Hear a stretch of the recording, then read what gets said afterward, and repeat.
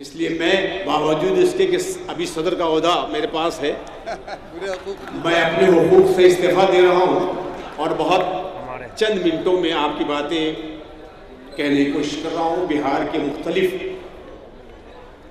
اردو کے اصناف کے بارے میں بڑے اچھے مضامین آئے، اور سب سے خوبصورت شروعات تو غضنفر علی نے کی کہ ایک بہت ہی کم عرصے 10 منٹ کے اندر انہوں نے ایک پورا جائزہ پیش کر دیا۔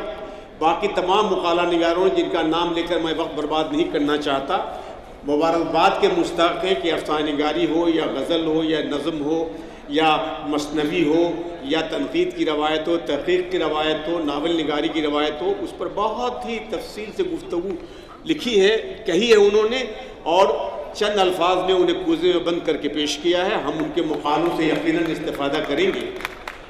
خاص طور سے ہمارے دوست اور چھوٹے بھائی میں کہتا ہوں علی احمد فاطمی نے کچھ بڑے اہم سوالات اٹھائے، اس کا جواب اگلے جشن اردو میں دیا جائے گا، اس لیے کہ اب یہ موقع نہیں ہے اس کا جواب دینے کا۔ بہرحال وہ سوالات بہت اہم ہیں اور ان پر گفتگو ہونی چاہیے۔ حضرات، مبارکباد کے مستحق سب سے زیادہ آپ سامعین ہیں جنہوں نے ہمیں برداشت کیا اور کل سے برداشت کر رہے ہیں۔ امتیاز کریمی صاحب اور ان کے رفقائے کار تو مبارکباد کے مستحق ہے ہی ہیں۔ یہ بڑی خوشی کی بات ہے کہ بہار نے جہاں مختلف اصناف پہ اپنی پہل کی ہے، جشن اردو کا بھی انعقاد یہاں ایک نئی پہل ہے اردو دنیا میں۔ پورے ہندوستان میں اس نوعیت کا جشن ابھی تک نہیں منایا جاتا، یہ مستقل منایا جا رہا ہے 1912 سے 2012 سے، اور امید ہے کہ یہ بھی 2112 تک یہ منایا جائے گا۔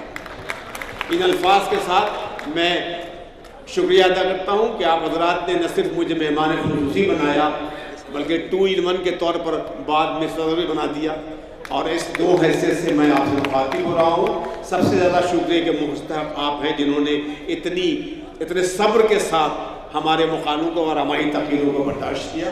بہت بہت شکریہ۔